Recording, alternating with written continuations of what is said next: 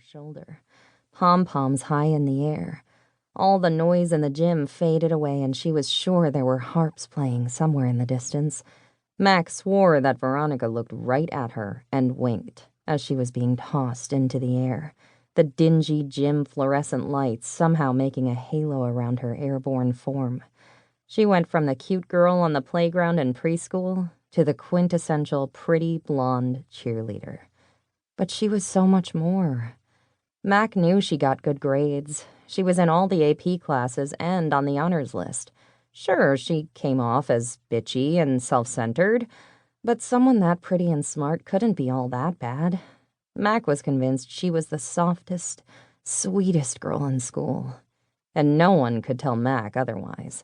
Lila wasn't sold on the idea, but Mack pointed out that Veronica had a different puppy calendar in her locker every year. If that didn't say soft, Mack didn't know what did. Lila sighed. I miss when you had a crush on that girl at the animal shelter. In 5th grade? Yeah, at least she was a good person. Coming from the person who hasn't had a boyfriend since kindergarten. Lila gasped, a dramatic hand to her chest. I told you, I'm choosing to be single. For 12 years. I need to focus more on myself. Whereas you're just focusing on your weirdo crush for Veronica. It's not weird. The last time Mack had spoken to Veronica was the year before. She was in math class and somehow had forgotten to pack a single pencil in her backpack.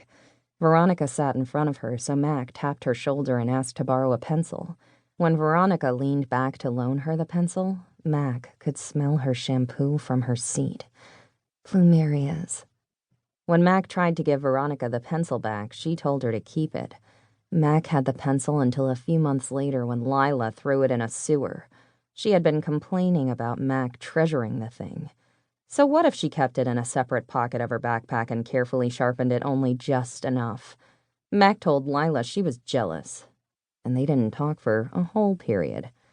Mack couldn't even smell plumerias anymore without blushing. Suddenly there was a sharp pain in the side of her head, and she snapped back into reality, falling sideways. Her body crumpled to the ground. There was a ringing in her ears, and she clutched the side of her head, tears of pain pooling at the corners of her eyes. Lila stood over her, hands on her knees as she leaned down. She shook her head, smug smirk on her face as she repeated, "Total perv." Luckily, the teacher blew his whistle, signaling for them to go back to the locker room. Mack changed quickly and got an ice pack for her head that she made a dramatic show of holding as she and Lila walked in the halls.